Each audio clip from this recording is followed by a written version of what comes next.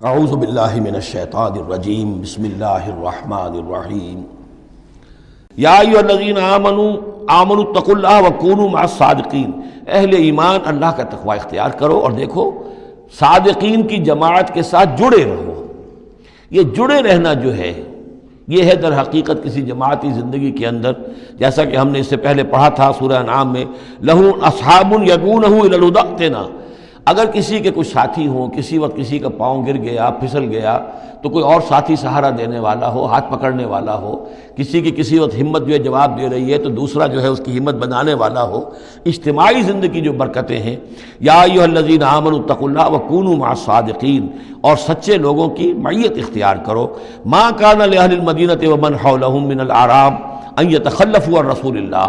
یہ بالکل روا نہیں تھا مدینے والوں کے لیے اور نہ ہی جو ان کے ارد گرد تھے بدو لوگ جو آباد تھے کہ وہ پیچھے رہ جاتے رسول کو چھوڑ کر۔ رسول جا رہے ہیں، تپتی راہیں مجھ کو پکارے، دامن پکڑے چھاؤں گھنیری، وہ تپتی راہوں کی طرف رسول تو جا رہے ہیں اور یہ بیٹھے رہے اپنی ٹھنڈی چھاؤں کے اندر۔ وَلَا يَرْغَبُوا بِأَنفُسِهِمْ عَن نَفْسِهِ، اور نہ ان کے لیے یہ روا تھا کہ وہ نبی کی جان سے بڑھ کر اپنی جان کی فکر کرتے، اپنی جان کی پرواہ کرتے، اپنی آسائش اور اپنی حفاظت اور اپنی عافیت جو ہے اس کی فکر کرتے۔ ذالک بأنہم لا یصیبہم ظمأ، یہ اس لیے کہ انہیں نہ تو آتی کوئی بھوک پیاس لگتی، ولا نصب، نہ کوئی ان کے اوپر تکان طاری ہوتی، ولا مخمصۃ، نہ کبھی انہیں فاقے کی تکلیف گوارا کرنا پڑتی فی سبیل اللہ، اللہ کے راہ میں، ولا یطعون موطئا، اور نہ ہی وہ قدم رکھتے کسی جگہ پر یغیظ الکفار، جس سے کہ کفار کو جو ہے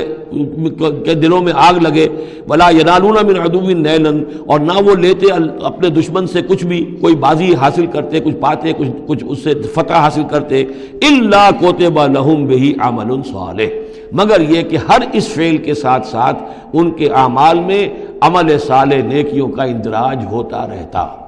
چاہے کبھی بھوک لگتی، کبھی پیاس لگتی، کبھی کوئی اور تکلیف ہوتی، کہیں چلنا پڑتا، اس کی مشقت ہو جاتی، تکان ہو جاتی، کہیں دشمن سے کوئی غزل پہنچا کر اہل ایمان کو لیے کوئی نفع حاصل کر لیا جاتا، جو بھی ہوتا یہ سب کا سب ان کے نامہ اعمال میں نیکیوں کی صورت میں درج ہوتا چلا جاتا۔ ان اللہ لا یضیع اجر المحسنین، یقیناً اللہ تعالیٰ محسنوں کے اجر کو ضائع نہیں کرتا۔ ولا ينفقون نفقۃ صغیرۃ ولا کبیرۃ، اور نہ ہی وہ خرچ کرتے کوئی نفقہ، کوئی انفاق چھوٹا ہو یا بڑا، ولا یقطعون وادیا، اور نہ طے کرتے کوئی وادی، الا کتب لہم، مگر یہ کہ وہ لکھ لی جاتی ان کے سارے نامہ اعمال کے اندر، یہ سارے اعمال درج ہو جاتے۔ لیجزیہم اللہ احسن ما کانوا یعملون، تاکہ اللہ تعالیٰ انہیں بدلہ دیتا بہت ہی عمدہ اس کا کہ جو وہ کرتے رہے ہیں۔ وما کان المؤمنون لینفروا کافہ، اور اہل ایمان کے لیے یہ بات تو ممکن نہیں ہے کہ وہ سب کے سب نکل آئیں۔ اب یہ در حقیقت حل بتایا جا رہا ہے، چونکہ یہ بات سامنے آ چکی ہے کہ جو لوگ بدو ہیں، بادیہ نشین ہیں، وہ کفر میں اور نفاق میں زیادہ سخت ہیں، ان کو حضور کی صحبت سے فائدہ نہیں پہنچ رہا، استفادہ نہیں کر پاتے۔ اب کیا کیا جائے، اس کا حل کیا ہو؟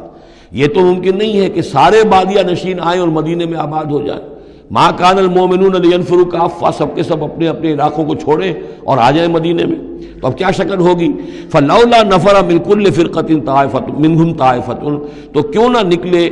ہر ایک جماعت میں سے ایک گروہ، ایک حصہ،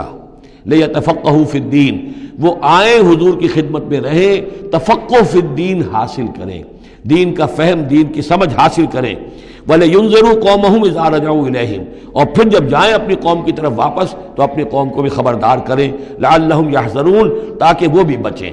یعنی یہ ایک ہدایت کر دی گئی کہ اب تمام لوگ جو ہیں اس طریقے سے نظام بنایا جائے کہ لوگ آیا کریں گروہ در گروہ، اور یہاں مدینے میں حضور کے پاس قیام کریں، ان کی تربیت ہو، تعلیم ہو، ان کو سمجھایا جائے، سکھایا جائے، پڑھایا جائے، پھر وہ جائیں اور اپنے اپنے علاقوں میں جا کے لوگوں کے اندر اسی تعلیم کو عام کریں۔ یا ایھا الذین آمنوا قاتلوا الذین یلونکم من الکفار، اہل ایمان جنگ کرو ان کافروں سے جو تمہارے ساتھ ملحق ہیں۔ اصل میں یہ چونکہ اب حضور صلی اللہ علیہ وسلم کی جو دعوت کا بین الاقوامی یا عالمی یا آفاقی دور ہے اس کا آغاز ہو چکا ہے، اب اس کو بڑھنا ہے، تو یہاں حکم دیا جا رہا ہے اب جو دارالاسلام کی سرحد یہاں ہے تو جو کافر یہاں بستے ان سے قتال کرو، پھر وہ سرحد آگے چلی جائے گی تو اگلوں کے ساتھ قتال کرو۔ یہ قتال جاری رہنا ہے تا آ کے پوری دنیا پر اللہ کا دین غالب ہو جائے۔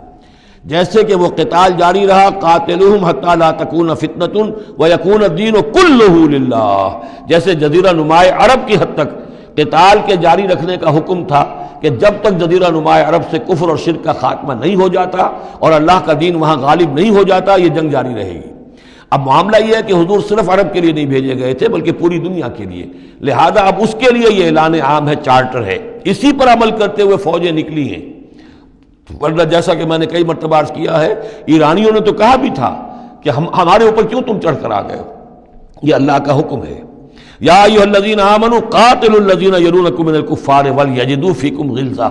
اور چاہیے کہ وہ تمہارے اندر سختی محسوس کریں، نرمی نہ پائیں، سختی محسوس کریں۔ وَاعْلَمُوا أَنَّ اللَّهَ مَعَ الْمُتَّقِينَ، اور جان لو کہ اللہ تعالیٰ متقیوں کے ساتھ ہے۔ وَإِذَا مَا أُنزِلَتْ سُورَةٌ فَمِنْهُم مَّن يَقُولُ أَيُّكُمْ زَادَتْهُ هَٰذِهِ ایمانا، اور جب کوئی صورت نازل ہوتی ہے تو وہ کہتے ہیں آپس میں، پھر منافقین کا تذکرہ ہو رہا ہے، بھائی کس کے ایمان میں اضافہ ہو گیا اس صورت سے، استہزاء کے انداز میں،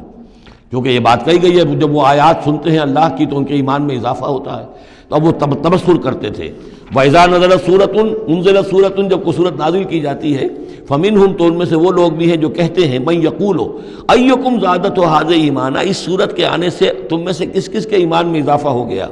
فَأَمَّا الَّذِينَ آمَنُوا فَزَادَتْهُمْ ایمانا، تو واقعتاً جو ایمان والے ہیں ان کے ایمان میں یقیناً اضافہ ہوا ہے۔ وَهُمْ يَسْتَبْشِرُونَ، اور وہ خوش ہوتے ہیں، خوشیاں مناتے ہیں، اللہ نے مزید آیات اتاری ہیں، اللہ نے ہمارے ایمان کو اور جلا بخشی ہے۔ وَأَمَّا الَّذِينَ فِي قُلُوبِهِم مَرَضٌ، رہ گئے وہ لوگ کہ جن کے دلوں میں روگ ہے، فَزَادَتْهُمْ رِجْسًا إِلَىٰ رِجْسِهِمْ، تو ان کے جو گندگی پہلے سے ہے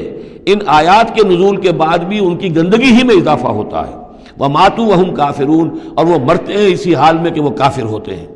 اولا يرون انہم یفتنون فی کل عام مرۃ او مرتین، کیا یہ منافق دیکھتے نہیں ہیں کہ ہر سال ان کو آزمایا جا رہا ہے، ایک بار یا دو بار، کوئی نہ کوئی مرحلہ آ جاتا ہے ہر سال، کوئی قتال کا مرحلہ آ گیا، کوئی اور آزمائش آ گئی۔ ثم لا يتوبون ولا هم يذكرون، اس کے باوجود نہ یہ توبہ کرتے ہیں اور نہ ہی نصیحت اخذ کرتے ہیں۔ وَإِذَا مَا أُنزِلَتْ سُورَةٌ نَظَرَ بَعْضُهُمْ إِلَىٰ بَعْضٍ، اور جب کوئی صورت نئی اترتی ہے جس میں قتال کا ذکر بھی ہو جائے تو پھر وہ ایک دوسرے کو دیکھتے ہیں، نظر بعضهم الى بعض، کنکھیوں سے، آنکھوں میں اشارے کرتے ہیں، هل يراكم من احد، تمہیں کوئی دیکھ تو نہیں رہا؟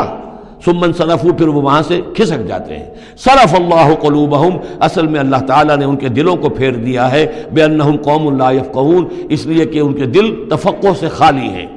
اب یہ جو دو آیتیں ہیں یہ قرآن مجید کی عظیم ترین آیات میں سے ہیں۔ لقد جاءکم رسول من انفسکم، لوگوں دیکھو آ گیا ہے تمہارے پاس ہمارا رسول صلی اللہ علیہ وسلم، تم ہی میں سے ہے، انسان ہے، بنی نوع بشر میں سے ہے۔ عزیز علیہ ما عنتم، اور مسلمانوں جو تم پر کوئی بات مشکل کی ہوتی ہے وہ ان پر بھی بڑی بھاری گزرتی ہے۔ حریص علیکم، تمہارے حق میں بہت حریص ہیں، سارے خیر، ساری خوبیاں، ساری بھلائیاں اللہ تمہیں دے دے۔ بالمؤمنین رؤوف الرحیم، اور اہل ایمان کے حق میں وہ شفیق بھی ہیں، رحیم ہیں، مہربان ہیں۔ فإن تولوا، پھر بھی اگر وہ منہ پھیر لیں، فقل، تو اے نبی کہہ دیجئے، حسبی اللہ، میرے لیے اللہ کافی ہے، لا الہ الا ہو، اس کے سوا کوئی معبود نہیں، علیہ توکل، تو میں نے اس پر توکل کیا ہے، وہو رب العرش العظیم، اور وہ بہت بڑے عرش کا رب ہے، وہ عرش جو اس کا ہمارے تصور کے اندر آ ہی نہیں سکتا، رب العرش العظیم، بڑے عرش والا مالک ہے۔ صدق اللہ العظیم۔